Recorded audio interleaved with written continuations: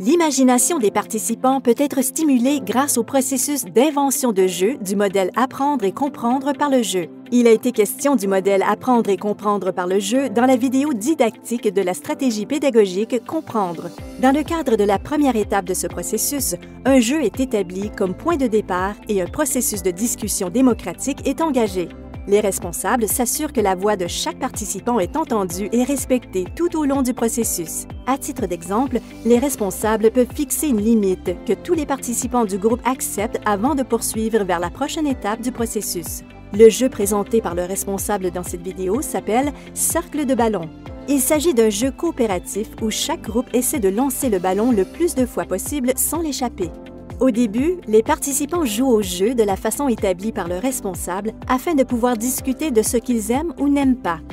Au cours de la deuxième étape, la première version du jeu est définie par les participants et ils ont la chance de discuter de ce qu'ils aiment ou n'aiment pas au sujet du jeu de manière à définir et redéfinir les habiletés et stratégies propres au jeu. Dans cet exemple, les participants discutent des modifications à apporter pour rendre le jeu plus difficile et amusant. Au début, on encourage les participants à n'introduire qu'une ou deux modifications. Ceci leur permet d'évaluer quelles modifications conviennent le mieux au jeu. On permet aux participants de modifier la structure du jeu en modifiant les règles et même l'équipement.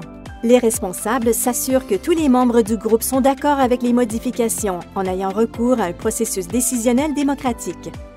À la troisième étape, les participants peaufinent le jeu en s'adonnant à une autre ronde de discussion. Tous sont encouragés à faire part de leurs opinions et de leurs idées créatives.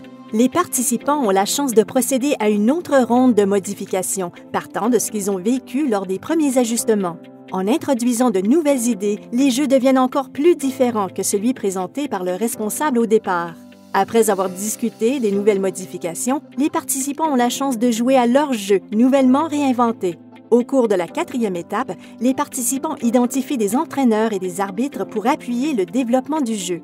Même si cette étape n'est pas nécessaire dans le cas de chaque processus, les participants devraient être encouragés à identifier des entraîneurs et des arbitres dans le cas de jeux élaborés pour aider les participants qui pourraient avoir besoin d'aide dans le cas d'un jeu auquel ils n'ont jamais joué auparavant.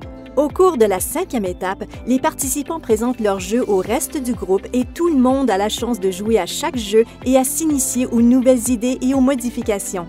Après avoir appris le jeu mis au point par un autre groupe, le groupe entier a l'occasion de contribuer au jeu en suggérant de nouvelles modifications ou en partageant ce qu'ils ont aimé ou pas aimé au sujet du jeu nouvellement inventé.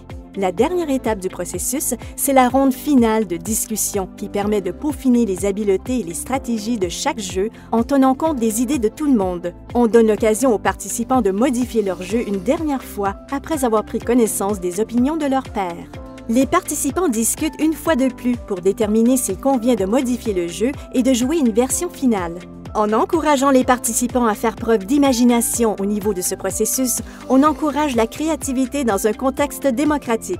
Ce processus illustre en quoi la promotion de la créativité des participants est au cœur du processus.